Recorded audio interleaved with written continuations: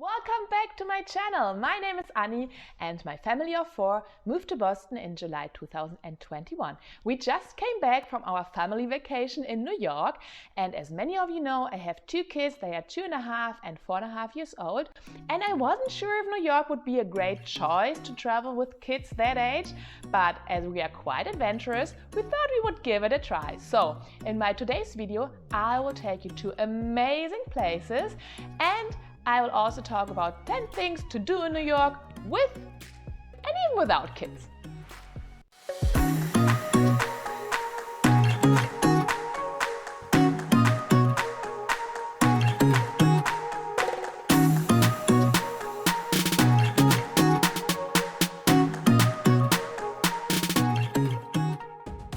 In total, we spent 3 nights and 3 full days in New York, and we didn't want to plan too many activities for each day, and that's why we decided to buy a New York sightseeing pass that included 3 attractions, so basically 1 for each day. The first attraction we went to was in walking distance from our hotel, the Empire State Building.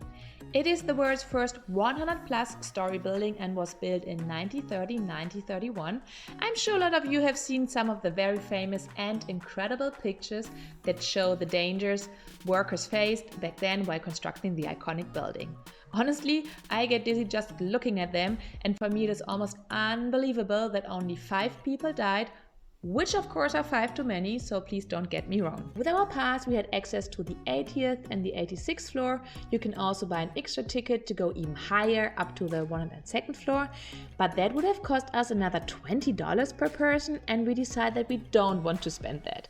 So the elevator takes you up, and as soon as you walk out, I was amazed by the view. There are windows and you can pretty much see the whole city. And honestly, I've been to a lot of observation towers and lookouts around the world, but there was not a single one I remember that I would have said is a must-go-to place. Well, I have to mention that I'm a bit afraid of heights, so maybe that's why. But the Empire State Building is truly a must-see. It is just magical, and pictures can't even describe the feeling you will have up there. From the Empire State Building, you can walk to the Grand Central Station, and that's what we did.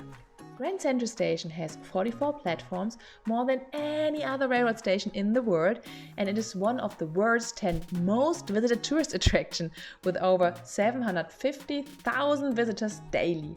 The main hall might look very familiar to you, as I'm sure you have seen it in a movie. So once you arrive at the hall, the famous $20 million clock greets you. And by the way, a fun fact that I learned is the phrase "meet me at the clock" refers to this clock only and is understood by every New Yorker. Of course, another must-do for first-timers in New York is getting to see the Statue of Liberty. There are many expensive tours offering to take you to see the Statue of Liberty, but here comes my tip number 1. You can save a ton of money by using the free Station Island ferry, which runs 24 hours a day and tries to ride past the Statue of Liberty. We stayed inside the ferry with the kids and saw the statue through the large windows, but you can also walk outside on deck if you like to. By the way, when I asked my 2.5-year-old daughter that night what she liked the most, she said the Blue Lady, which surprised me a bit, but I think it was very cute. On day 2, we decided to use our pass for the hop-on, hop-off bus. The bus stops near all the major points of interest and can take you to the top of Manhattan and back. But be aware that it's not a typical sightseeing bus, meaning that it will take you close to the attraction, but it's not necessarily driving past them. So you have to get off the bus and sometimes walk a little to see the attractions, but it is still my tip number 2, as my kids really love taking the bus, sitting on the upper floor and watch the city through the big windows. It is very relaxing and is also a great way to better understand the area and where things are located. On our way to the hop-on, hop-off bus station, we can buy a toy store which is located right next to the Rockefeller Center, and we initially did not plan to go there, and I had no clue that this toy store is not an ordinary toy store. So check this out. Hey everybody! Welcome to FAO Schwarz, the biggest, most magical toy store in the world. Here the toys come to life. You can design your very own Barbie. You can make your very own Sesame Street monster. You can build your very own race car that you can drive on out of here. We're so glad to have you all. Welcome to our world of toys. FAO is now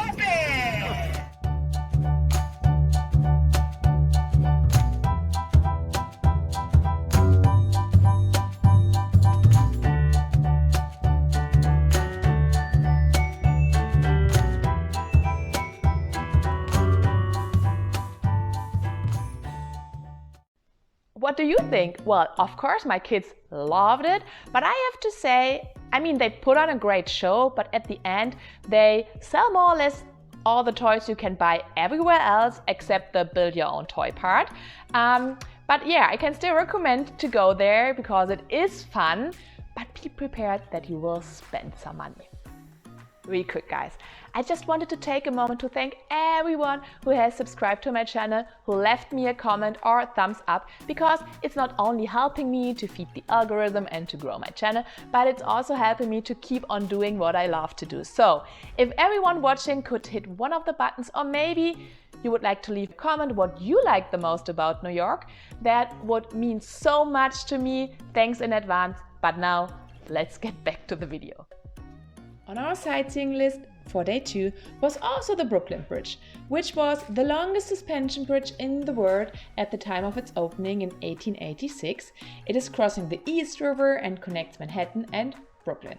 You can walk from one side to the other, but as it was very cold that day and windy and it takes an hour to walk from one side to the other, we just walked up a little bit to take a family picture and walk back down. In walking distance from the bridge, you can also find the 9/11 Memorial and Museum. Standing at the base of where the building fell on that tragic day was deeply saddening, but still a must-see place in my opinion. Of course, my kids are too young to understand what happened, and that is also why we decided to skip the museum. But I have been to this museum a couple of years ago, and I would like to share my opinion. So the museum is very touching, and it is a stunning tribute to this horrific incident, and it also offers great insights into the lives lost that day, and that is very important. And please don't get me wrong, because I would like to mention one little thing I was missing, and that was a little bit more background on the political background and also the history. There was one little floor talking about it, but I think it is super important also to educate people on why this happened and what we can do to prevent it from happening again. So yeah, but other than that, I can totally recommend to go to that museum if you're in New York, so don't skip it. Day 3 was a rainy day, and the best thing what you can do on such a day is, of course, go and visit a museum. And that's what we did. We ended up at the gigantic American Natural History Museum, and I can truly recommend that museum to everyone, no matter what age. Of course, my kids, they enjoyed the dinosaur section a lot, and my son was very much into the meteorite part, and I was surprised when he really wanted to go there. But when I saw him touching one of the stones and asking me if he has superpowers, I remembered that his favorite characters from Paw Patrol, well, basically that's how they got their superpowers. So it was super cute. Well, at the end, as I said, I can truly recommend the museum, but you should definitely plan several hours to go there, because you can literally spend all day in that amazing museum. Another plus is that the museum is right next to Central Park, and Central Park is one of the most famous and beloved urban parks in the world, and it is also a perfect place to escape the noise and all the craziness and busy street. You can find a lot of playgrounds and even a zoo. I honestly think this park is magical, and I wish we would have had more time to spend there. We took our car to travel from Boston to New York, but once we arrived, we parked our car in a garage because 1, driving in New York City is crazy, and 2, New York has a great public transportation system. And here comes tip number 3 when traveling with young kids. We also wanted to walk a lot to explore the city, but as you can imagine, walking is not the favorite activity of our kids, and that is why we took a scooter and a carrier, which worked so well.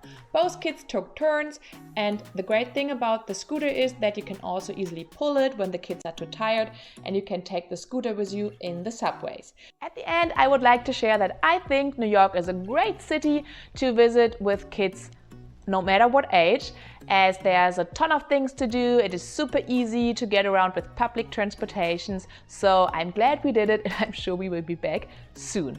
That's the end of my today's video. I hope you liked what you saw. Please make sure you subscribe, leave me a thumbs up, a comment, whatever you would like. Anyways, see you again soon. Auf Wiedersehen.